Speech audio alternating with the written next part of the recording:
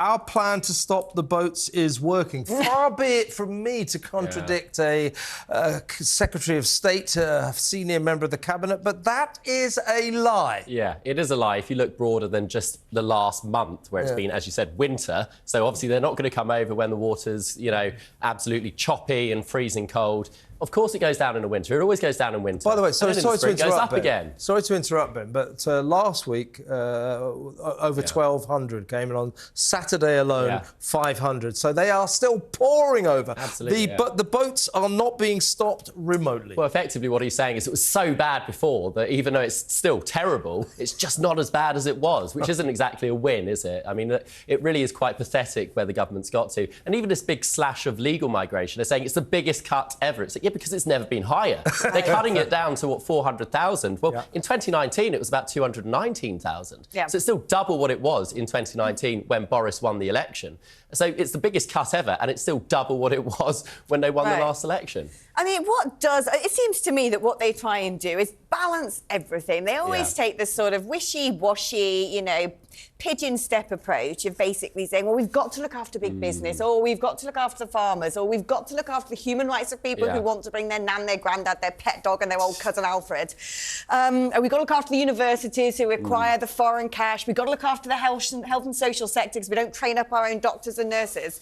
And the answer to a lot of it, we've got to keep wages artificially low to keep immigration hard. The answer to all of it is always immigration. Frankly speaking, this little haircut they're doing from one sector here, one visa category there, they'll be lucky if it prevents even, you know, one extra person coming next year. Yeah, it's the whole industry is sort of predicated on the solution is always the problem. It's, you know, if you have more immigration, it creates these problems, and then what's the solution to those problems? More immigration every single time. If you just grasped the sort of by the nettles, the issue by the nettles, and dealt with it, then, you know, all those problems would resolve themselves by other means. So, for example, we have labour shortages. Well, you move towards things like automation and, you know, eliminating certain jobs which aren't necessarily needing to be done by low-wage workers but could be done in other ways. There are ways of resolving these issues which aren't just more immigration forever, ramp up the numbers with no regard for the social issues it causes. One has to question, actually, how the country even worked back in the day when we had tens of thousands of migrants. It works better. It did. Well, I mean, we gave £500 million to France earlier this year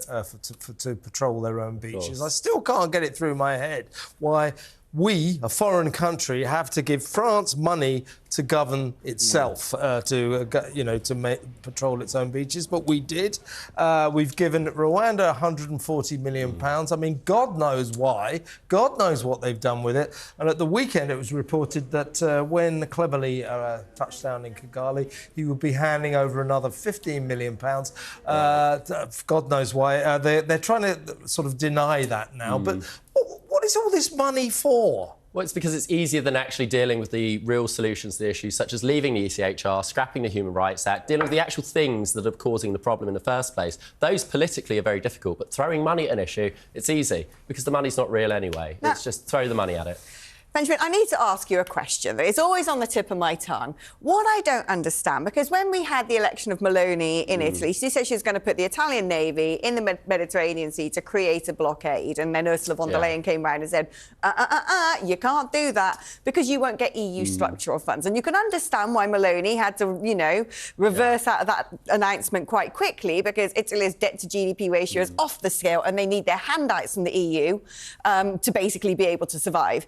What is stopping Britain from physically turning those boats around and escorting them back to France? Yeah, we don't have the same barriers. I think it's just political cowardice. No one wants to be the person who actually does it. Even Suella Braverman, I mean, she talked a good game. She was willing to go out and say this needs to be done, but she never did it. It's like, you're the Home Secretary. Just do it. It's your job. If you're not going to do it, who will?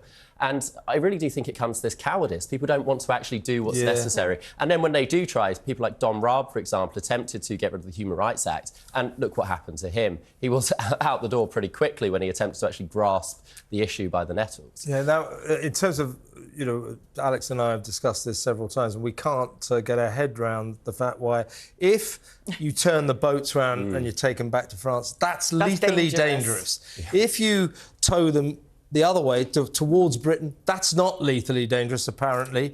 I mean, and I actually heard someone on talkTV this morning when a guest suggested turning the boats around and said, well, where would we take them?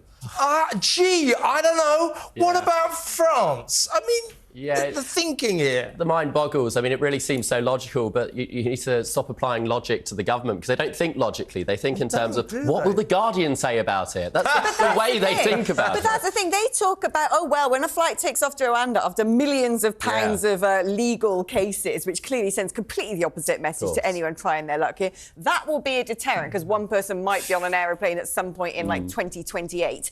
But I'm pretty sure it would take one boat being turned around and taken back to France. It would be headlines all over the world. It would set the precedent for multiple other countries. And then you've basically solved your problem overnight. And I'll tell you what might happen then. The Tories would stand a chance. They'd win the next election, I mean, Rishi, don't you dare do anything that might gain you a few votes, like turn the boats around. I'm starting to suspect they don't want to win. They've looked at all the problems we've got mounting at the moment with, multiple areas. They've thought, actually, it would be quite good to let Labour deal with that. Let's do everything we possibly can to lose the next election. I mean, maybe, look, that seems like an illogical thing, but it seems the only possible answer for why they behave in the way that they do, because everything they do is illogical. It's like they want to lose.